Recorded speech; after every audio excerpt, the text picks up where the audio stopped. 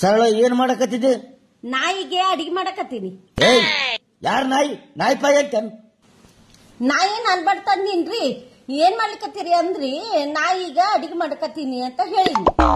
ನಾಯಿಗೆ ಅಡಿಗೆ ಮಾಡಕತ್ತೀನಿ, ನಾಯಿಗ ಅಡಿಗೆ ಮಾಡಕತ್ತೀನಿ. ಇರ್ಲಿ, ಮಾಡ್ ಮಾಡ್ ಮಾಡ್ ಮಾಡ್. ತಂದು ತನಗ ದಿಕ್ ತಪ್ಪೇನ್ ನೋಡಿ. ಈಗ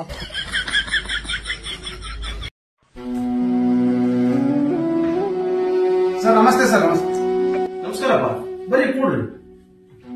ಸರ್ ಒಂದು ವಾರದಿಂದ ನನಗೆ ಸರ್ಕಾರಿ ನೌಕರಿ ಸಿಕ್ತು ಸರ್. ಅದಕ್ಕೋಸ್ಕರ ಈ ವೃದ್ಧಾಶ್ರಮಕ್ಕೆ ಒಂದು ದೇಣಿಗೆ ಕೊಡ್ಬೇಕಂತ ಹೇಳಿ ಬಂದಿದ್ದೀನಿ ಸರ್.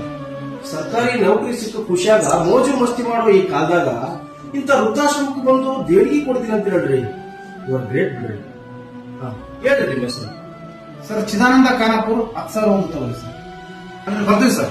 ಹೋಗ್ ಬನ್ನಿ, ದೇವರು ಒಳ್ಳೇದ್ ಮಾಡ್ಲಿ. ಸರ್ ನಮಸ್ಕಾರ. ನೀವೇನಿಲ್ಲಿ? ಯಾರಪ್ಪ ನೀನು? ಫೋನ್ ಸಿಗವಲ್ದ ನನಗೆ. ಸರ್ ನಿಮ್ ಆಫೀಸಲ್ಲಿ ಬಸವರಾಜ್ ಅಂತ ಕ್ಲರ್ಕ್ ಇದ್ನಲ್ರಿ, ಆ ಕ್ಲರ್ಕ್ ಮಗ ಸರ್. ನಾನು ಚಿದಾನಂದ್ ಅಂತ ಹೇಳಿ. ಏನ್ ಮಾಡ್ತಕ್ಕ ಈಗ? ಸರ್ ರೀಸೆಂಟ್ಲಿ ನನಗೆ ಗೌರ್ಮೆಂಟ್ ಜಾಬ್ ಆಯ್ತು ಸರ್. ಅದಕ್ಕೋಸ್ಕರ ಈ ವೃದ್ಧಾಶ್ರಮಕ್ಕೆ ಬಂದು ದೇಣಿಗೆ ಕೊಡಕ್ಕೆ ಬಂದಿದೆ ಸರ್. ಮತ್ತೆ ನೀವೇನು ಇಲ್ಲಿ ಸರ್?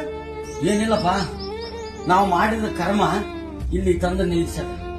ನಮ್ಮ ಮಕ್ಕಳು ಓದಿ ದೊಡ್ಡ ಶಾಣ್ಯರಾಗಲಿ ಅಂತ ದೊಡ್ಡ ದೊಡ್ಡ ಕಾಲೇಜಿಗೆ ಸೇರಿಸಿದ್ವಿ. ಲಕ್ಷಾನುಗಟ್ಟಲೆ ಫೀಸ್ ಕಟ್ಟಿ ಗೌರ್ಮೆಂಟ್ ಪಗಾರ ಸಾಲಾರ್ದ ಇನ್ನು ಮಕ್ಕಳಿಗೆ ಓದಿಸೋದಕ್ಕೆ ರೊಕ್ಕ ಕಡಿಮೆ ಬೀಳ್ತಾವ ಅಂತ ಹೇಳಿ ಲಂಚ ತಿನ್ನೋದಕ್ಕೆ ಶುರು ಮಾಡಿದ್ವಿ. ಲಂಚಕ್ಕೆ ಆಸೆ ಬಿದ್ದು ಇನ್ನೊಬ್ಬರು ಕಣ್ಣಾಗ ರಕ್ತ ಹರಿಸಿದ್ವಿ. ಮಕ್ಕಳೇನೋ ಓದಿ ಶಾಣ್ಯರಾದ್ರು.